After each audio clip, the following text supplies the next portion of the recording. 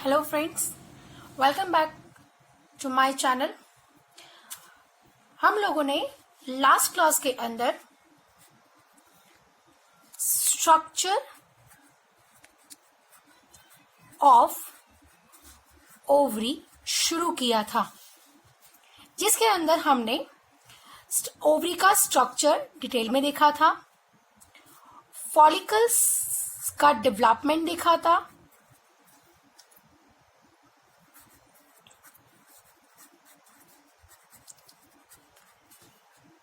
ठीक है। और फॉलिकल्स के डेवलपमेंट में हमने लास्ट में ग्राफियन फॉलिकल्स का स्ट्रक्चर देखा था और हमने ओवा को रिलीज करवाया था। उसी टॉपिक से हम फिर से शुरू करेंगे। फिर से हम यहाँ पे देखेंगे कि ग्राफियन फॉलिकल्स का जो हमने स्ट्रक्चर लास्ट में हमने देखा था, उसको एक बार हम फिर से यहाँ पे रिवाइज कर लेंगे। बाकी के जो दो टॉपिक हैं, मतलब ये जो डिटेल में टॉपिक है, अगर आप उसे जानना चाहते हैं तो आप मेरा आगे वाला जो वीडियो है उसे देख सकते हैं, ठीक है। जहां पे हमने देखा था कि जो ग्राफियन फॉलिकल्स हैं उसके अंदर ग्रैनुलोसा सेल्स जो है वो एक थिन लेयर के फॉर्म में प्रेजेंट हो जाते हैं। बेटा इसका मतलब ये नहीं है कि ये वन लेयर में प्रेजेंट होते हैं, ये तो मैं जस्ट ड्रॉ वन लेयर कर रही हूं। इसका जो ओवा है हमारा वो डिसेंट्रलाइज हो जाता है और वो साइड में आ जाता है, ठीक है। उसके आसपास का जो मेम्ब्रेन है वो जोना पेल्यूसिडा, हम साथ साथ में लिखते ही जाते हैं तो आप लोग को ज्यादा क्लियर होगा अच्छे से। ये है मेम्ब्रेना ग्रैन्युलोसा, ये रेड कलर में हमने जो बताया वो है हमारा ओवा, या आप हम बोल सकते हैं सेकेंडरी oocyte। ये है जोना पेल्यूसिडा,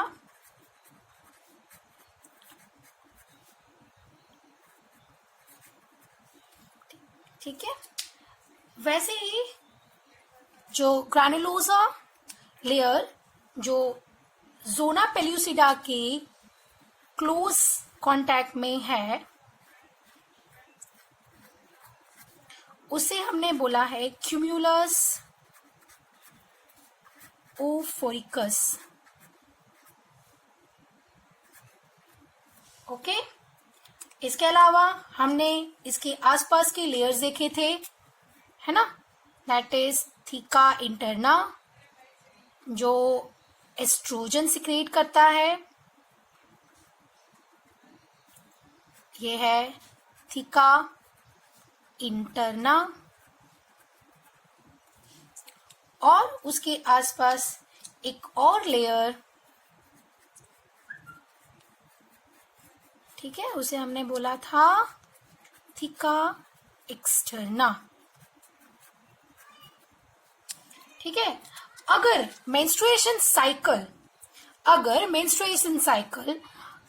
28 डेज का समझो, अगर मेंस्ट्रुएशन साइकिल आइडियली 28 डेज का है तो, ठीक है, तो on 14th day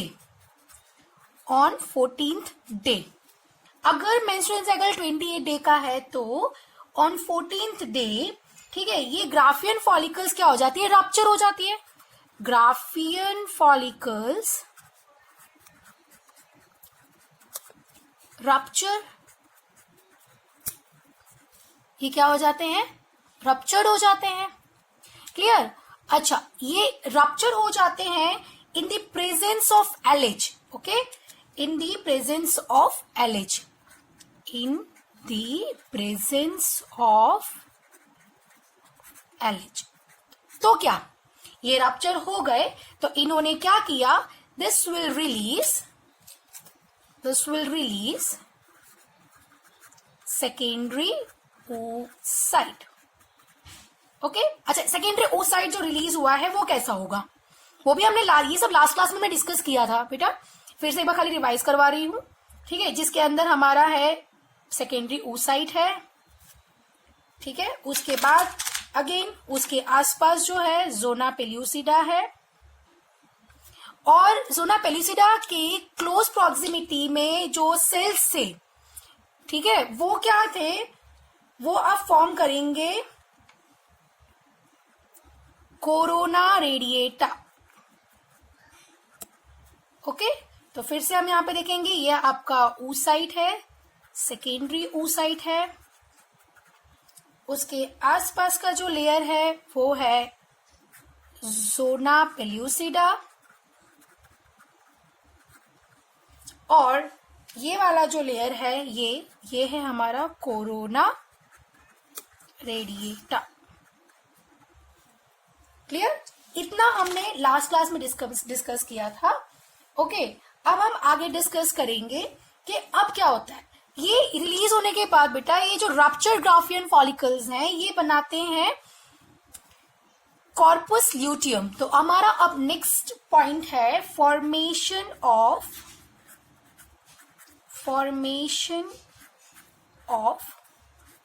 corpus luteum. ये हमारा नेक्स्ट टॉपिक है। ओके, तो शुरू करते हैं। चलो इसका फॉर्मेशन अब हम लोग शुरू करते हैं।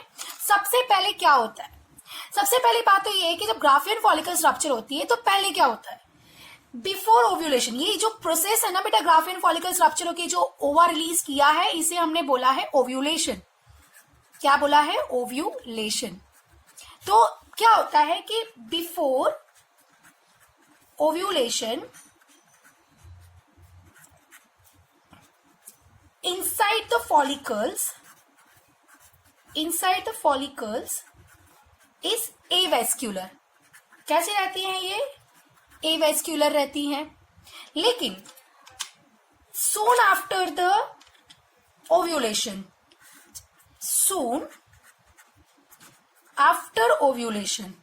ओव्यूलेशन होने के बाद क्या हो जाता है, ब्लड वेसल्स इसके अंदर ग्रो होती हैं, ब्लड वेसल्स ग्रोस, ठीक है।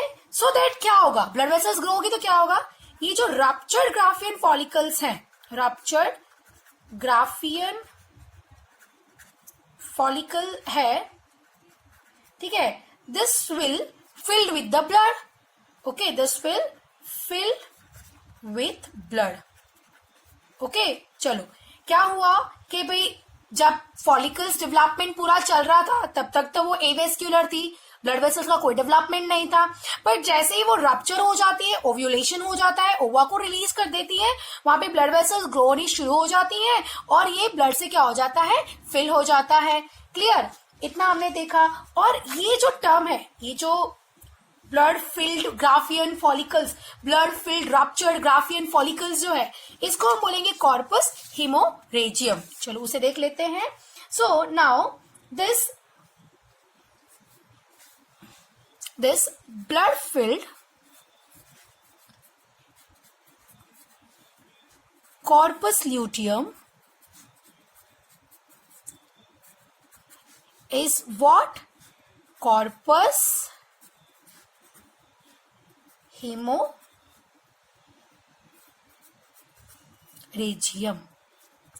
इसको क्या बोलते हैं? कॉर्पस हिमोरेजियम। क्लियर हो रहा है सबको बेटा? ठीक है, अब क्या होगा? ठीक है, कॉर्पस हिमोरेजियम बन गया, ब्लड वेसल्स ग्रो हो गई हैं। Now what will happen? ठीक है, जो रप्चर ग्राफियन फॉलिकल्स थी उसके granulosa cells, okay, the granulosa cells of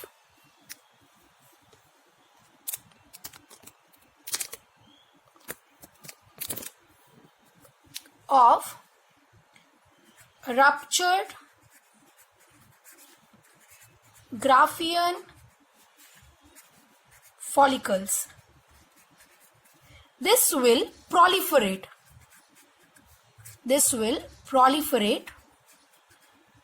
okay, and now this will become yellow.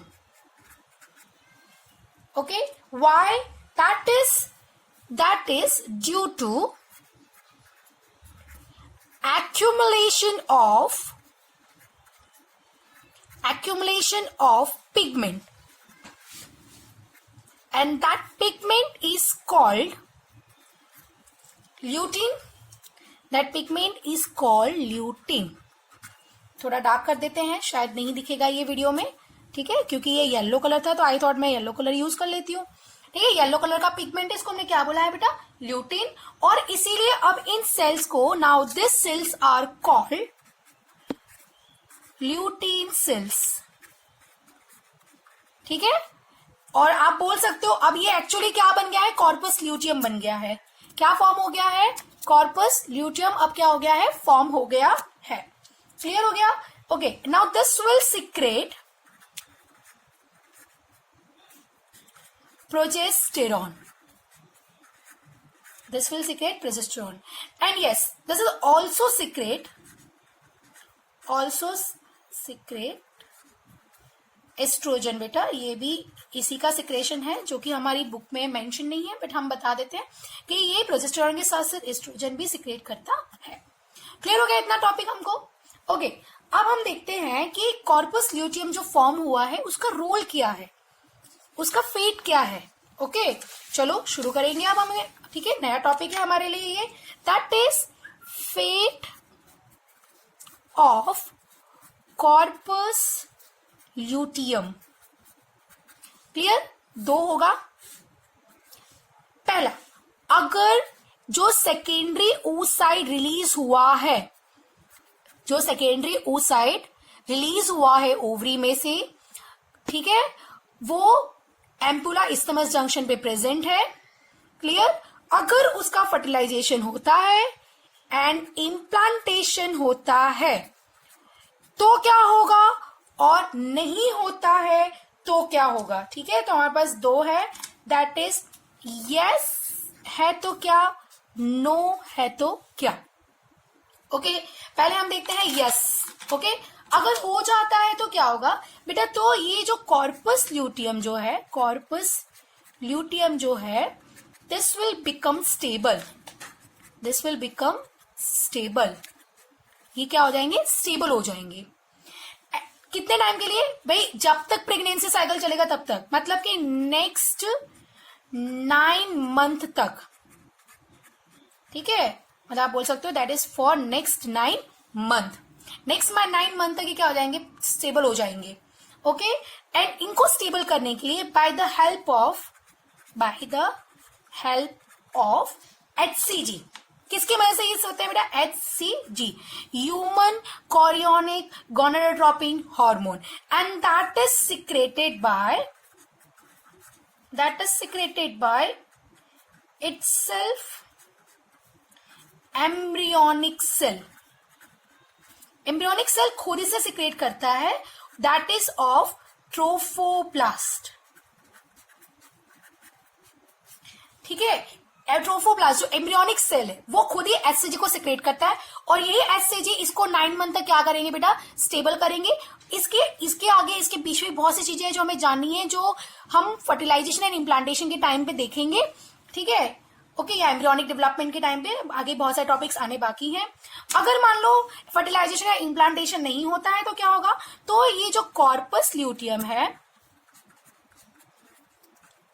This will start degenerate. ठीक है, कब भाई after about 9 days of its formation. इसके बनने के ये 9 दिन के बाद ये क्या हो जाएगा, डीजनरेट होने लगेगा। पर शर्त क्या है, शर्त ये है कि अगर फर्टिलाइजेशन इम्प्लांटेशन नहीं होगा तो ये डीजनरेट होगा, नहीं तो ये डीजनरेट होने वाला नहीं है।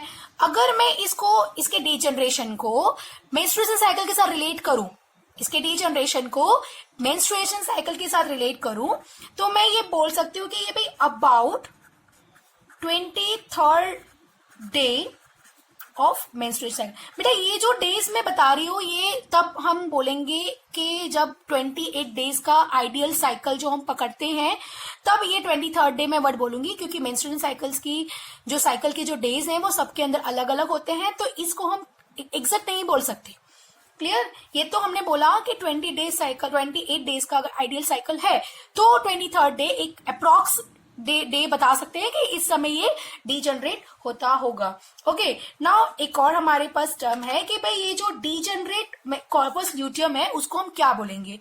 ठीक है, so this degenerated corpus luteum is now known as corpus albicans। क्या बोलेंगे इसको? corpus albicans। क्लियर हो गया बेटा इतना सबको?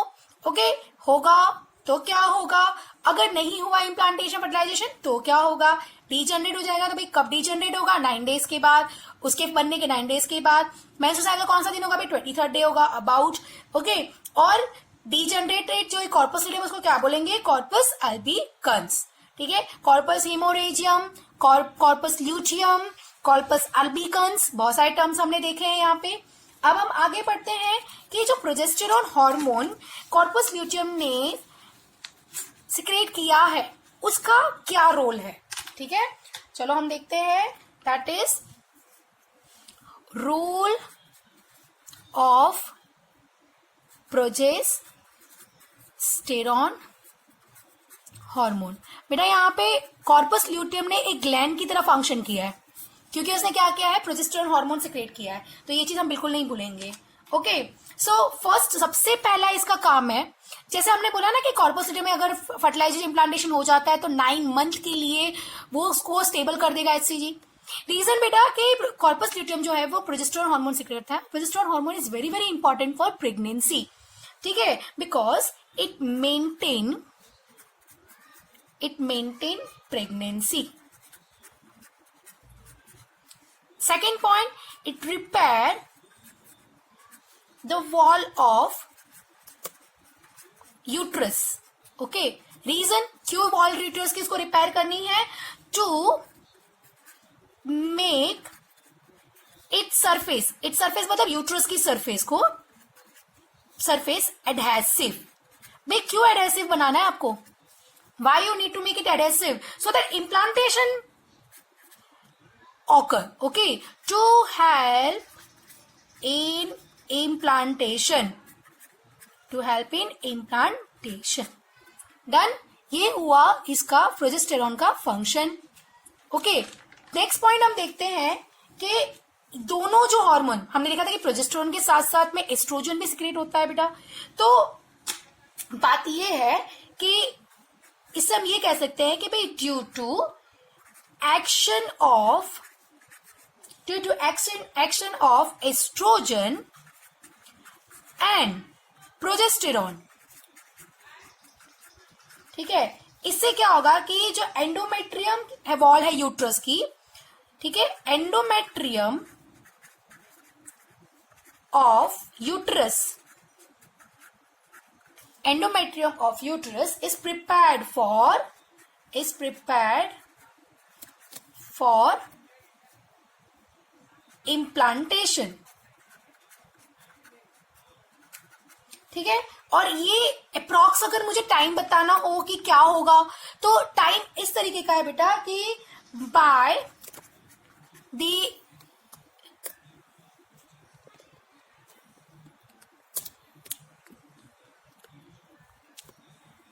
the 6th to 7th day of fertilization। ठीक है, embryo is implanted.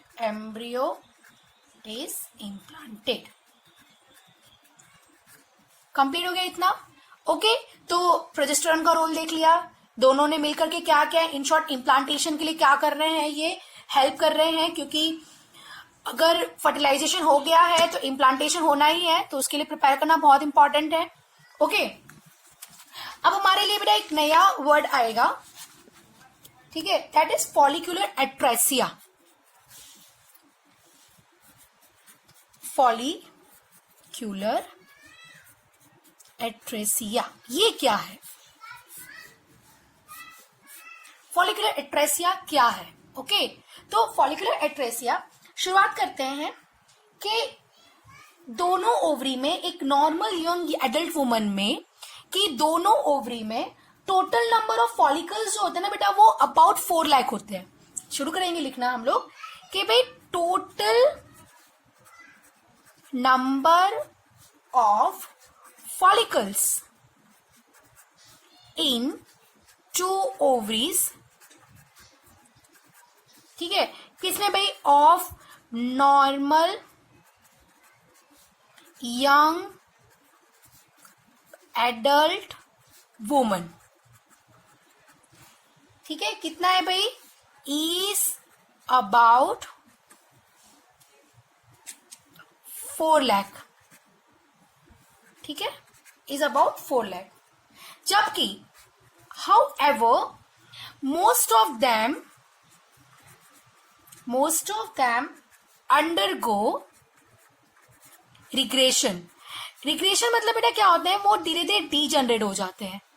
Okay, so this are disappear due to death. ऐसा भी लिख सकते हैं, मतलब डिसअपियर ड्यू टू डेथ, या आप बोलो डिस्पोज्ड ऑफ बाय फेगोसाइट्स. ठीक है, मोस्ट ऑफ टाइम क्या होता है? रिग्रेशन में चले जाते हैं, डिसअपियर हो जाते हैं डेथ से, और डिस्पोज्ड हो जाते हैं, मतलब फेगोसाइट्स क्या करते हैं? उन्हें निकाल देते हैं बाहर. ठीक है, सो रिप्रोडक्टिव जो ईयर आता है फीमेल का, सो ड्यूरिंग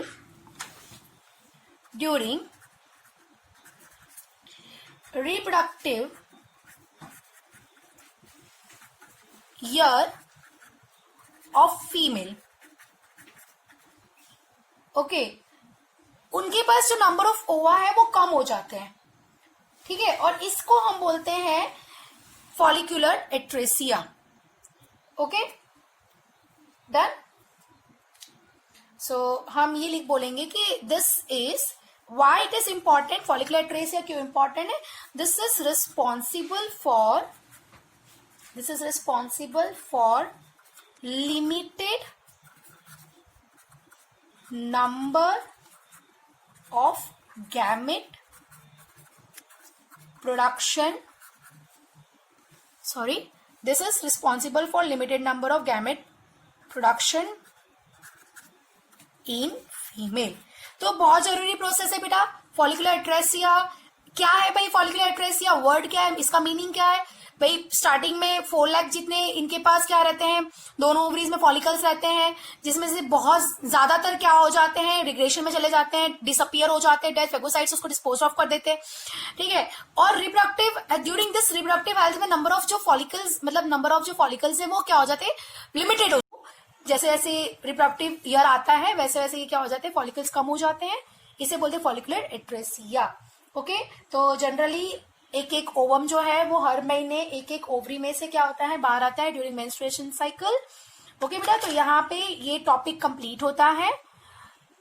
अगर आपको कोई और टॉपिक भी मुझसे सीखना है, जानना चाहते हो आप उसके बारे में, तो आप मुझे कमेंट बॉक्स में जरूर लिखिए. मैं जरूर से वो टॉपिक आपके सामने लेके आऊंगी with good explanation. Okay, thank you so much.